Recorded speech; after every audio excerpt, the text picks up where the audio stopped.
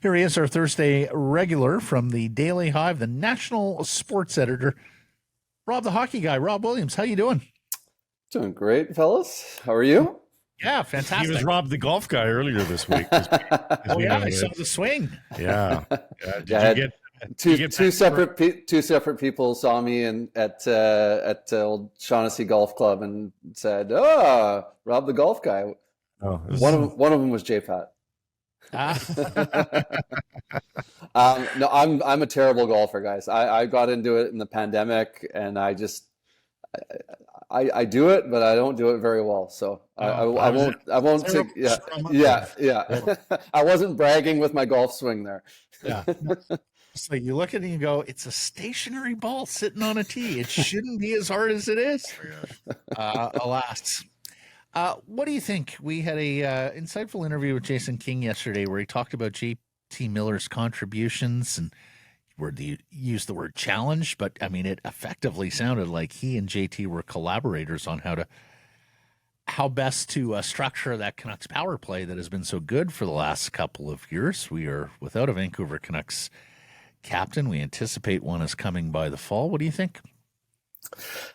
I mean, should he be considered? I think yes. And I think, the people that are in that room would know better than anyone in terms of, like, is he captain material? All we can go on is from what we see when he's speaking to the media and his play on the ice. I mean, his play on the ice, I think, is being erratic. I think that's fair to say. I think, his defensive issues, his outbursts, to me, that doesn't scream captain material. When you hear him speak in the media, definitely captain material. Like he says the right things. He's always willing to stand up and talk. So in that sense, yes, I think he's a distant third behind Quinn Hughes and Elias Pettersson. And hearing Rick Tocchet speak again about when he asked about that question this week, I thought it was interesting that he first talks about Quinn Hughes and talks about how how much he's becoming more of a leader. And with Pettersson, when he talks about Pettersson as a captain, I find that he's sort of talking about him sort of like coming out of his shell. So I just sort of reading the tea leaves there. To me, it's Hughes is the leader. Is the leader. I think if I had to put money on it, I would put my money on Quinn Hughes right now. To me, it's because I think Tocchet wants a vocal captain, and I think that's part of the reason why you saw Hughes get more vocal. But they're like political parties right now, honestly, and I think there is still a big JT Miller support system. I think both within the organization and in the fans. Like, what do you think the fans will say to this poll question?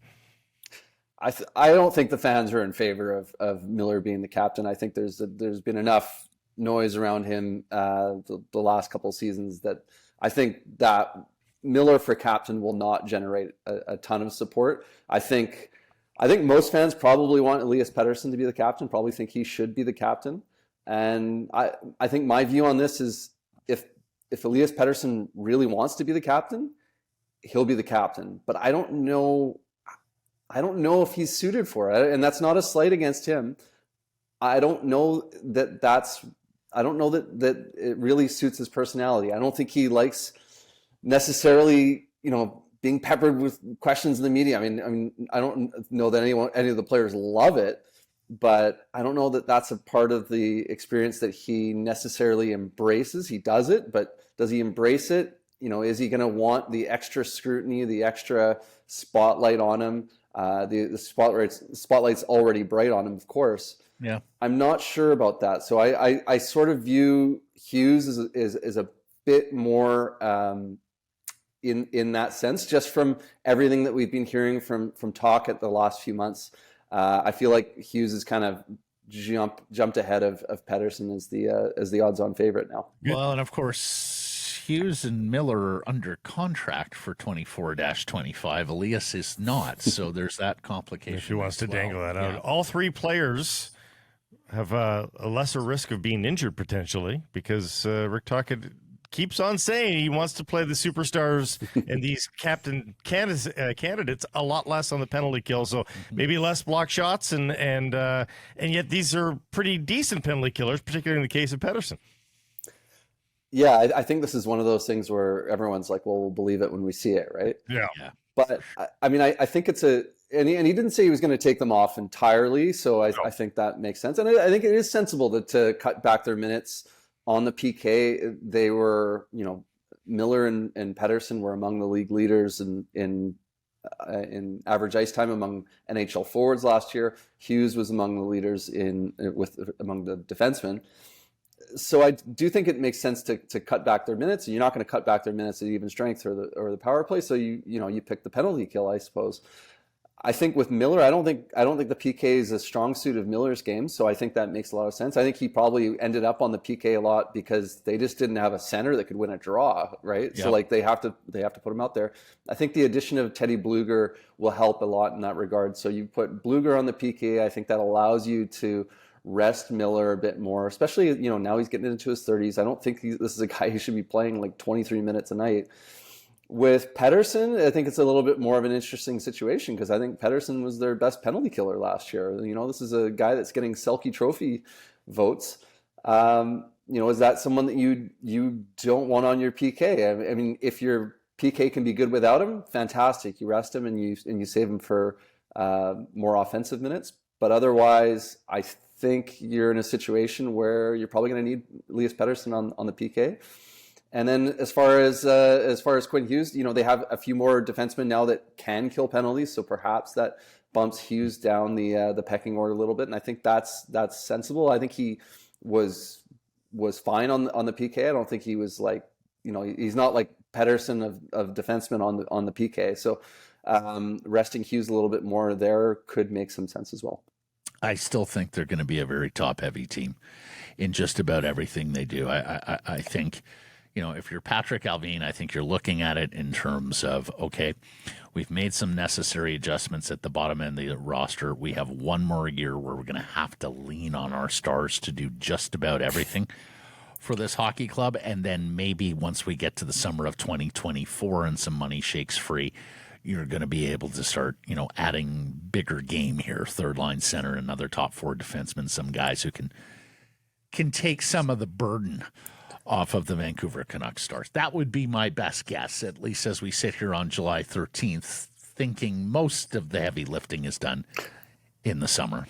When you look at their penalty killing forwards, like who are the candidates to play on the PK? I mean, I could see the first two guys coming over the boards being Teddy Blueger and Ilya Mikheyev. I don't think we saw, right. Yep. We didn't see the best of Ilya Mikheyev last season. So I think you could have those two guys be the first over the boards on the PK, but then who's after that, right? Like who's going to win Pettersson and Miller, right? Like, can Elias Pettersson win a draw? Like, I mean, that's an area of his game, one of the few areas that he still needs to really improve.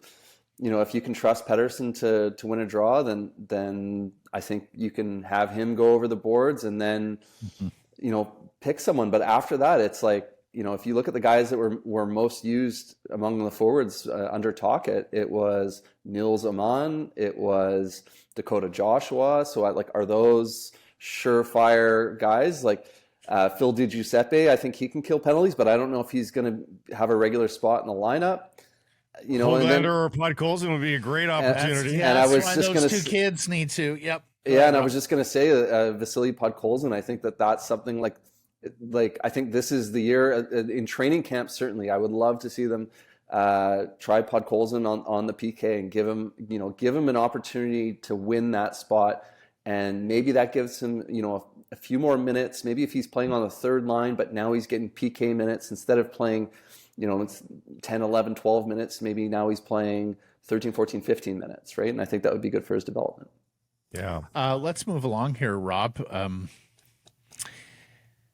Numbers you can't wear as a Vancouver Canuck. I saw the post from Offside earlier in the week, just setting the record straight after all of this business with Ian Cole, where, let's face it, somebody should have mentioned Ian Cole before it was announced what number he'd be wearing. Hey, by the way, did you know this is Bourdon's number, and nobody has worn it since? So take us through every number you can't wear with the Vancouver Canucks.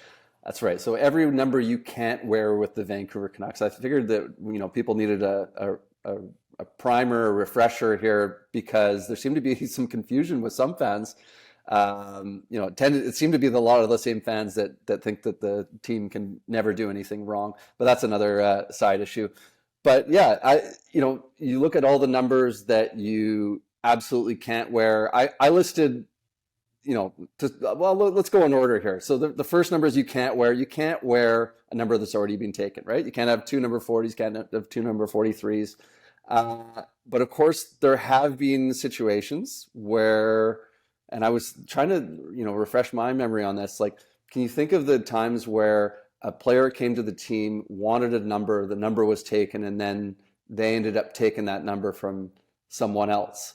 Who changed themselves? Who changed the numbers? Bought the number, basically. Because I used to buy numbers. Exactly, right? So yeah. I was thinking about this. One of them, remember Brandon Sutter gave up his number for Louis Eriksson. Kind of seems like a funny one to look back on. Another one that sticks in my mind is Peter Schaefer gave up his number 29 for Felix Potvin. So I don't know if it's a good omen to do that based on those 2 examples. No. Of course, you can't wear a retired number. There's 6 retired numbers, so you can't wear those. I wrote that you shouldn't wear unofficially retired numbers. I guess you can, because Mark Messier did, but you shouldn't. And I think that that's Wayne Mackey's number 11. It's only been worn once since he died tragically by Messier. And of course, Luc Bourdon's number 28 has never been worn since he passed away. The other number, though, I'm wondering, I saw a lot of people talk about, Pavel Demitra, like, how come people have been able to wear number 38 since he passed away? I do think there's a distinction. He wasn't a member of the team, right. When he passed away. The one for me that is more of a gray area, and I don't know the answer to this, is Rick Rippen's number 37. Rippen never played for another NHL team other than the Canucks, but he wasn't technically a member of the team when he died tragically in 2011. He had technically signed a free agent deal with the Winnipeg Jets. So I don't know what category that number 37 falls into. It hasn't been worn yet or since then, has it?